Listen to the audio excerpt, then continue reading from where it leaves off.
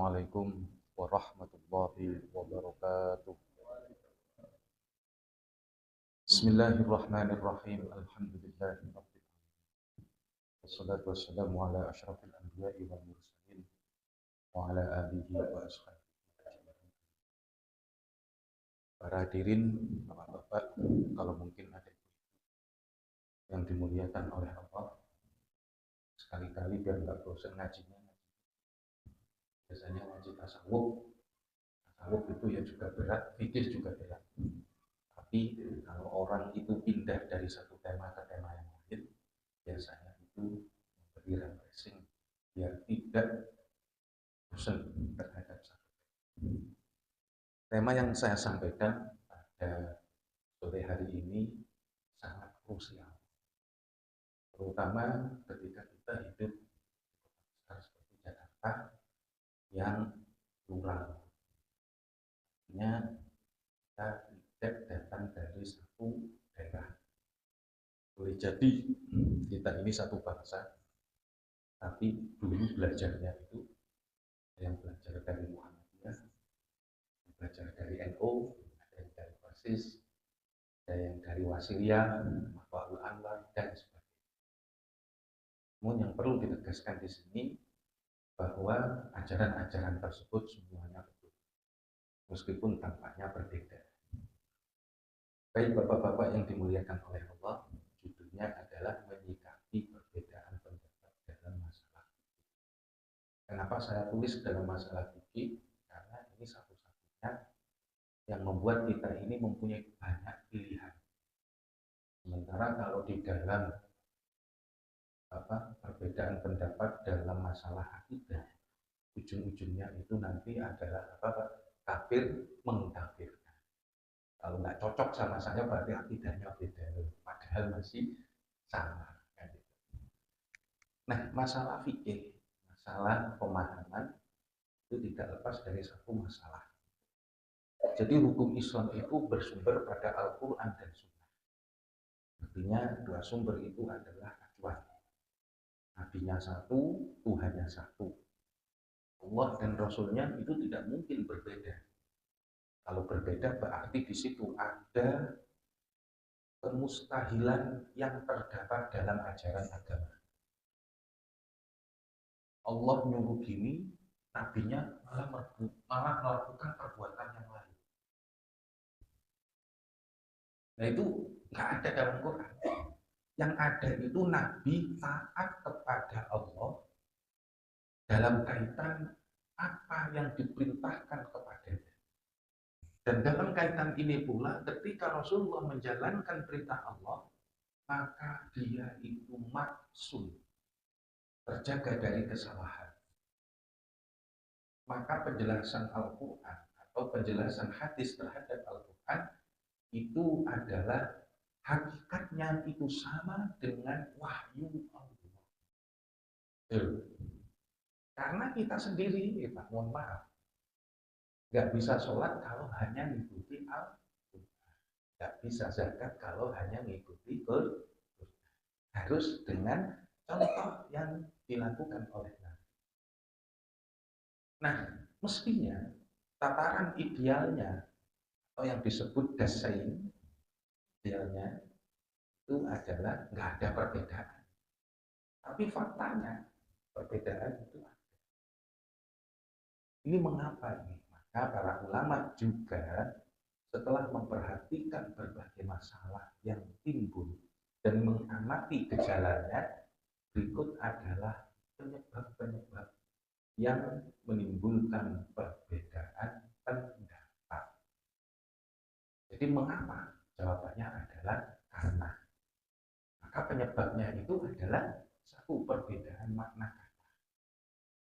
Makna kata ini kita ini sering salah paham, atau memang sama-sama benar, tapi yang dimaksud itu berbeda.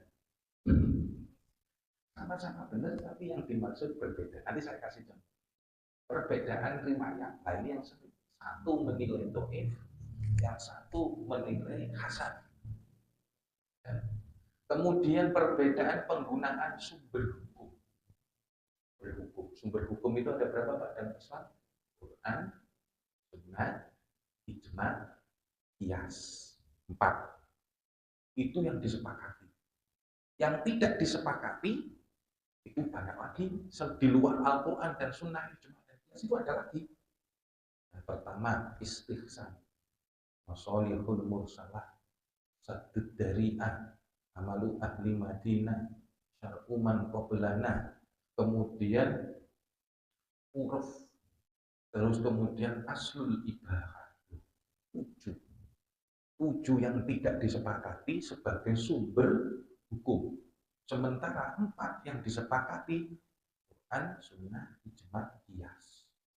4 tambah 7 sama dengan. Terus kemudian apalagi perbedaan teori usul. Misalnya begini, dalam penggunaan suatu kata itu dinilai majas apa hakiki, itu beda. Terus masuk mafhum mukhalafah. Mafhum mukhalafah itu adalah kesimpulan terbalik. Misalnya, apabila datang seorang yang fasik dengan membawa berita, maka cross checklah. Saya ulangi, orang fasik membawa berita, di cross check apa tidak? Tapi kalau orang yang tidak fasik membawa berita, berarti perlu cross check kan? Tidak. Nah, ini termasuk terhadap pemahaman mafhum mukhalafah. Kemudian perbedaan penggunaan. Baik, saya kasihkan contoh satu persatu. Pokoknya satu saja dalam setiap bab karena terbatasnya waktu. Nanti saya beri waktu untuk berdiskusi. Perbedaan makna kata. Di sini ada yang masih sering injek kakinya saudaranya enggak ketika meluruskan sholat. Jadi imamnya kan sering sawu subuh bahu. Fa'inna taswiyatas sufuf min tamamis sholat. Lurus dan rapatkan barisan, karena meluruskan barisan atau merapatkan barisan termasuk kesempurnaan sholat. Saudara kita yang memahami bahwa kalau softnya tidak lurus, sempurna apa tidak? Masih ada renggang itu loh. Sempurna apa tidak? Loh, sempurna apa tidak sholatnya? Kalau masih ada renggangnya itu masih sempurna apa tidak sholatnya? Nah, pertanyaannya sekarang, saudara kita yang memahami bahwa sholatnya ingin sempurna, akhirnya kaki temannya digerayangi, dipepet kayak gitu. Nah, akhirnya kemudian kaki ketemu, kaki akhirnya dempet kayak gini. Karena mencari kesempurnaan. Kesempurnaan itu membuat sholat sah apa tidak? Misalnya kalau ada seseorang yang tidak menempelkan kakinya dengan saudara, itu sempurna apa tidak sholatnya? Berarti kan tidak sempurna. Kalau tidak sempurna, berarti kan sholatnya tidak sah. Nah, itu pemahaman saudara kita. Tapi pemahaman kita, sholat itu apa? Sholat itu sah, tapi tidak sempurna. Jadi ada sah, ada sempurna. Nah, teman kita, sempurna itu ya sah itu. Loh, itu loh Pak. Contoh, di sini kalau ada orang wafat, diumumkan nggak? Bagian saudara kita itu ada yang marah. Karena itu termasuk niyahah. Niyahah, tahu niyahah?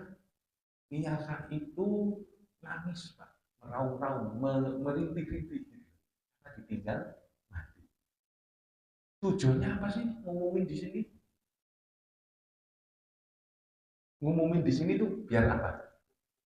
Biar tahu, kemudian biar kalau sanak kerabatnya cepat datang, cepat. Loh kayak gitu disebut niyasa katanya. Mengeluh-ngeluh, mengadu-ngadu. Kan orang yang meninggal itu nggak boleh ditangisin sampai cakar pipinya sendiri, menguruk-ngaruk rambutnya. Itu yang dimaksud niyasa. Loh, sebagian saudara kita ada yang menyebut seperti itu sebagai apa? Nah, bahwa mengumumkan kayak gitu itu biar tahu bahwa saudara saya mati. Gitu. Yang katanya yang nangis-nangis sampai nyakar pipinya sampai menyiram dengan apa debu, ya kan? Copek-copek baju sampai nangis. Itu kan yang diharamkan dalam Islam. Oleh mereka mengumumkan di masjid itu termasuk perbuatan seperti itu. Kan aneh namanya. Maka kemudian sementara kita sendiri mengumumkan di masjid itu, ya kan, tujuannya adalah baik. Untuk apa? Untuk takziah, untuk mendoakan, untuk segera menolong sebagai sesuatu yang fardu kifayah. Itu loh. Nah, itu perbedaan. Oke. Terus kemudian la ikraha fiddin. Tidak ada paksaan dalam agama. Itu kalimat berita apa kalimat perintah? Berita.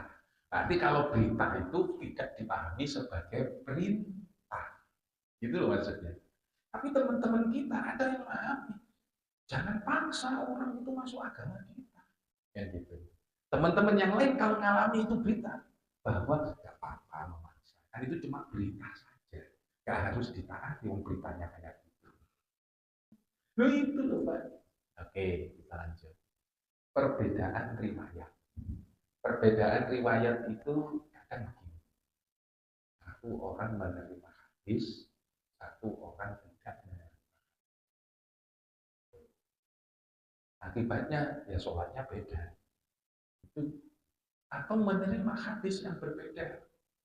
Itu menerima hadis sholatnya Nabi itu gini aja. Itu menerima hadis sholatnya Nabi itu sama-sama menerima hadis. Akhirnya padahal Nabi kadang gini dan kadang gini. Termasuk diantaranya adalah kunut. Di sini kalau imamnya kunut, bapak-bapak kunut. Kalau imamnya nggak kunut, bapak-bapak tetap kunut sendiri. Kurang ajar itu namanya. Kalau imamnya nggak kunut, terus bapak-bapak kunut. Nah itu nyulayani imam berbeda dengan imam. Padahal kaidahnya dijadikannya imam itu untuk diikuti. Nah, imamnya nggak kunut, bapak-bapak. Imam Syafi'i aja mujtahid besar. Ketika ke masjidnya Imam Abu Hanifah yang sudah wafat, itu nggak mau kunut. Padahal sholat sendiri. Itu jadi ada gitu. Padahal hadisnya kadang Nabi kunut, kadang tidak kunut. Gitu. Nah, kata Imam Syafi'i, sunnah itu sekali dilakukan oleh Nabi ya boleh dilakukan berkali. Nah, kata yang sana, Nabi jarang kunut ya kan semua. Kita pakai kunut. Gitu. Itu yang benar yang mana? Ya benar semua. Itu aja. Oke. Dan yang kemudian saudara kita ada ikra'u yasin mau takut. Orang sudah mati kok dibaca yasin. Hadisnya ada. Tapi dari 30 jalur sanad, 3 diantaranya yang bisa diterima. Cuma 3 yang lainnya dhaif semua. Kira-kira kalau diadu menang yang mana?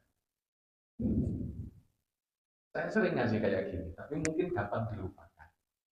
Ada kemudian 30 ustaz itu bilang apa? 27 ustaz gunung api meletus. Ya kan? Gunung api meletus. Terus datang. Ya kan? Ada kemudian 3 orang gunung api meletus. Saya ulangi lagi, 30 orang dari kalangan ahli maksiat itu membawa berita gunung api meletus. Kemudian 3 ustaz bilang ya, gunung api meletus. Kira-kira yang diterima beritanya siapa? Ahli maksiat apa ustaz? Yang 27 orang ahli maksiat tadi diterima atau tidak? 27 ahli maksiat tadi beritanya sama. Ya? Beritanya sama. Gunung api meletus. Tapi yang bawa si ahli maksiat. Tapi kemudian 3 ustaz bilang apa? Sekarang yang diterima yang mana? Nah, diterima semua. Iya, karena Pak Ustadznya yang 3 tadi memperkuat yang 27. Hanya karena sentimen ahli maksiat, kemudian beritanya sama, lalu kemudian kita menolak. Loh, yang bawa Ustaz ini loh. Akhirnya yang 27 sisanya itu dikuatkan oleh Pak Ustaz. Dalam kisah hadis doif itu seperti itu. Ada satu jalur saja yang menilai sahih dan diriwayatkan dari jalur yang berbeda, maka yang lain itu keangkat semua. Tapi yang kayak gitu tetap aja ada perbedaan hadis.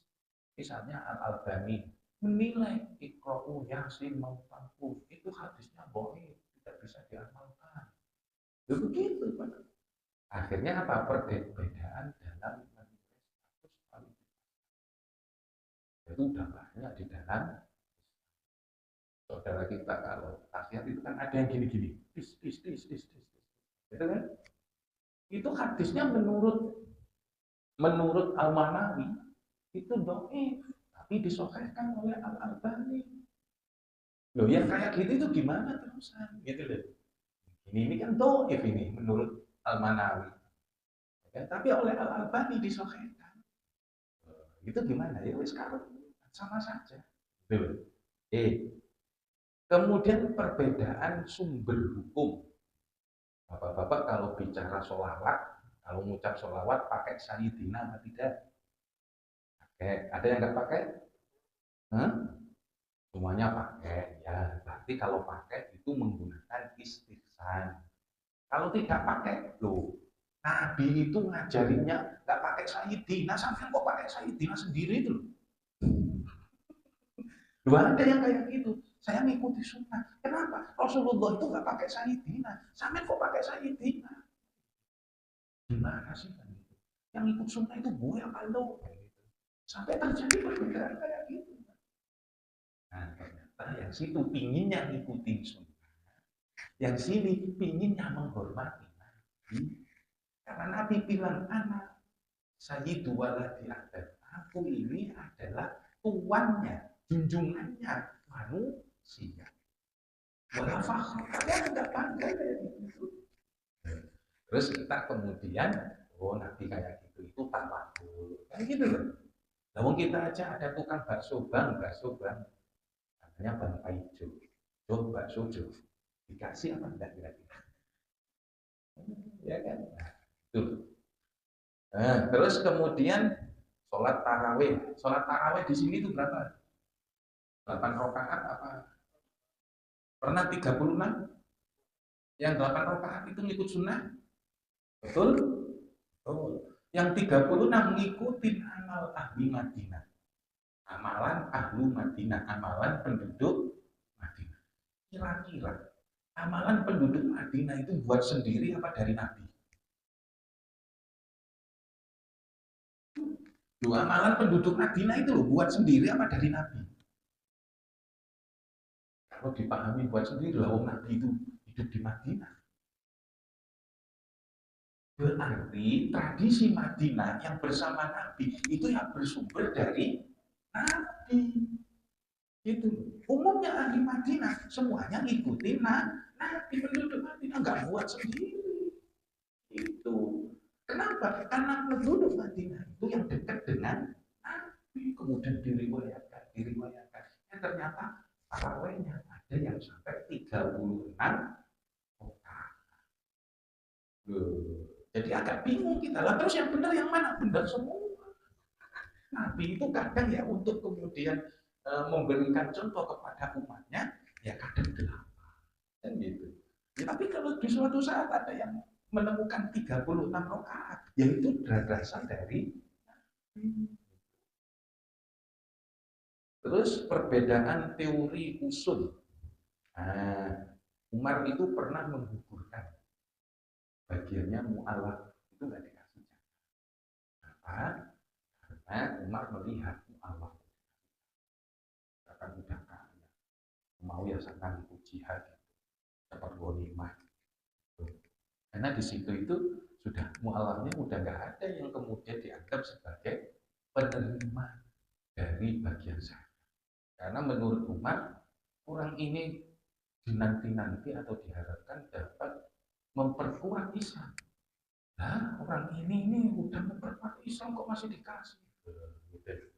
Udah nggak mu'alaf lagi meskipun kemarin baru masuk Islam, sekarang sudah masuk jihad, sudah ngikut pedang, angkat pedang bersama kaum muslim. Karena zamannya Umar itu banyak futuhat. Akhirnya ya sudah usah dikasih jangan. Terus ada lagi yang terakhir, perbedaan kias. Nah, contoh yang paling gampang di sini zakat profesi. Zakat profesi itu kiasnya menggunakan zakat pertanian ataukah zakat perdagangan. Bapak-bapak mohon maaf, kalau potongan gaji itu bulanan apa tahunan? Yang diminta 1.400, 85 tambah 85 tambah setengah berapa?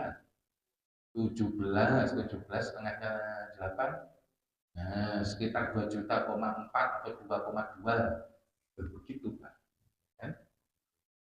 2,2 per tahun, kan gitu. Itu pakai apa? Pakai yang namanya perniagaan atau zakat niaga.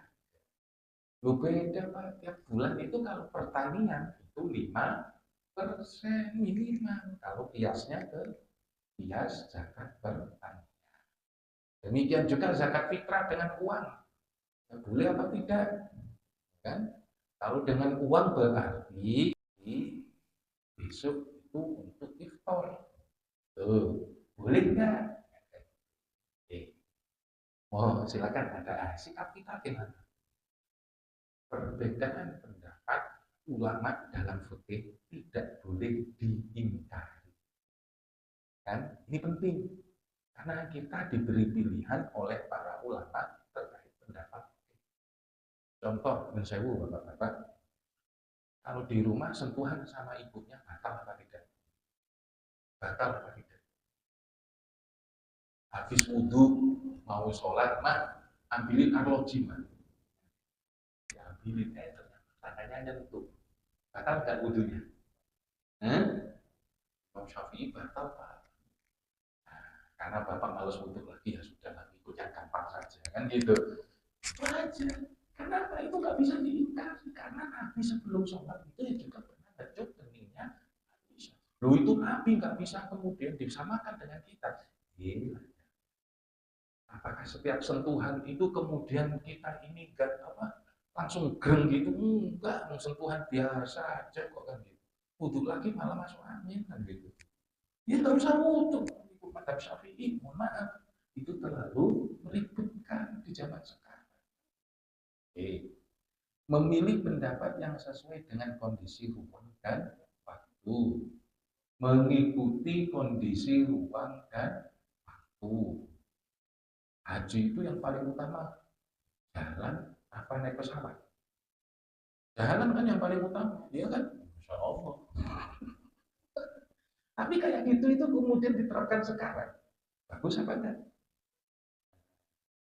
Terus kemudian mau Menteri Agama mau kemudian mengoperasionalkan haji lewat dan itu sambil dipersiar kan gitu.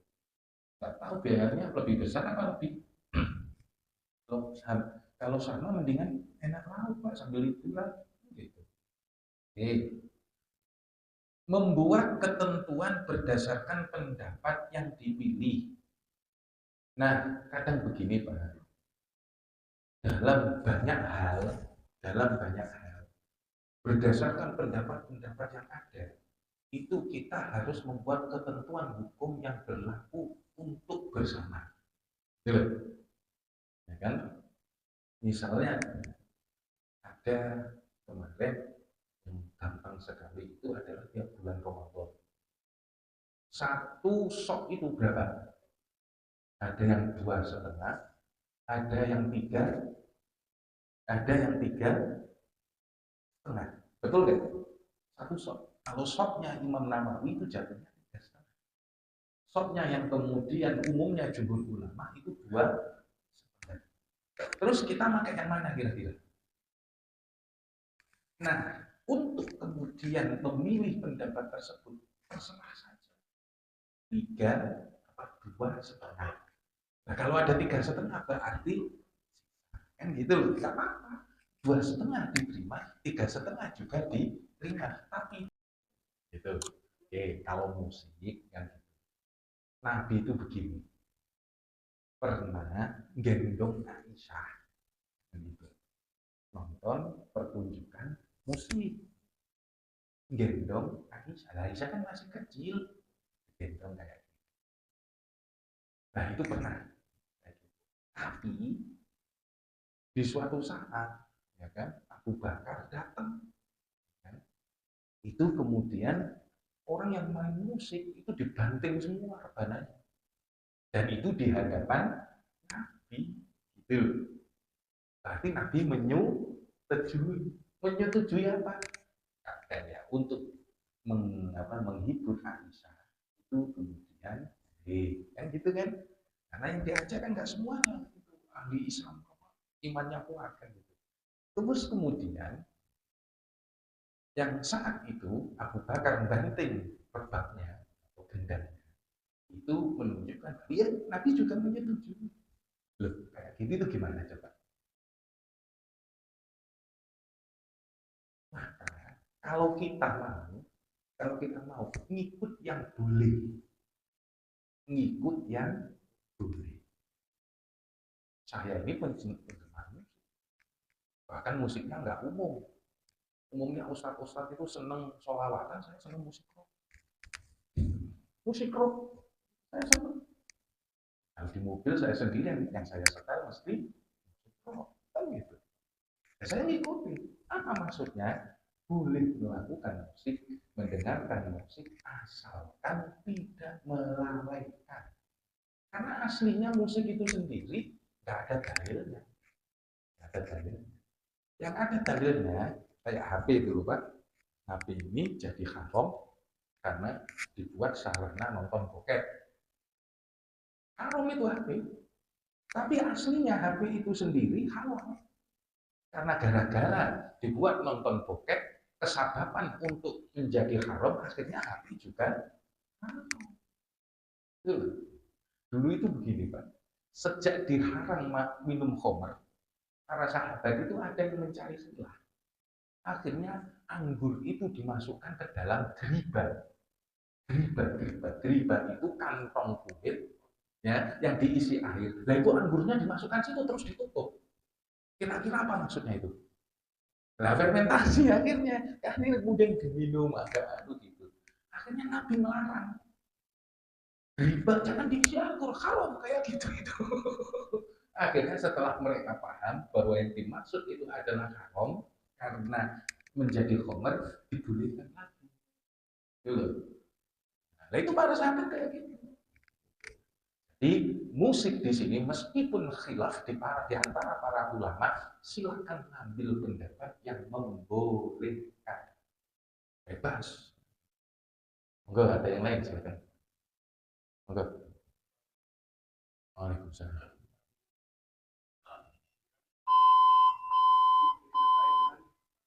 Makanan. Hmm.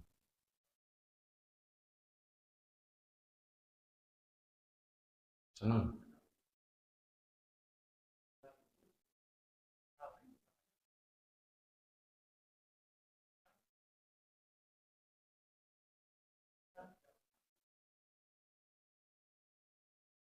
Hmm.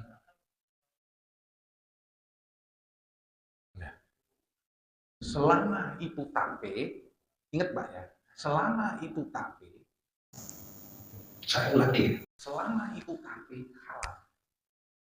Yang haram itu adalah airnya yang sudah disimpan beberapa hari. Jadi warnanya udah nggak hitam lagi, udah jadi putih. Nah, fermentasi minuman tape ketan itu ya itu. Gitu loh.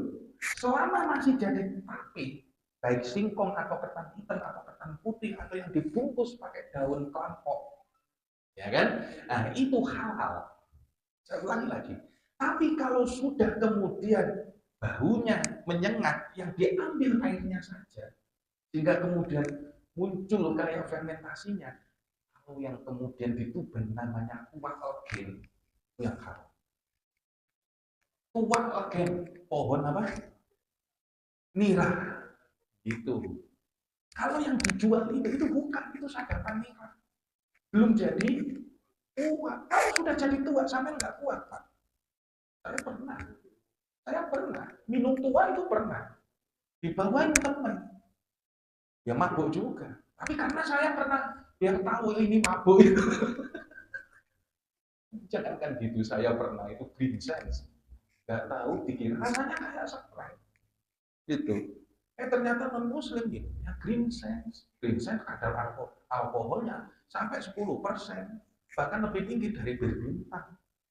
Kata temannya dari belakang, jangan banyak-banyak nanti mabuk.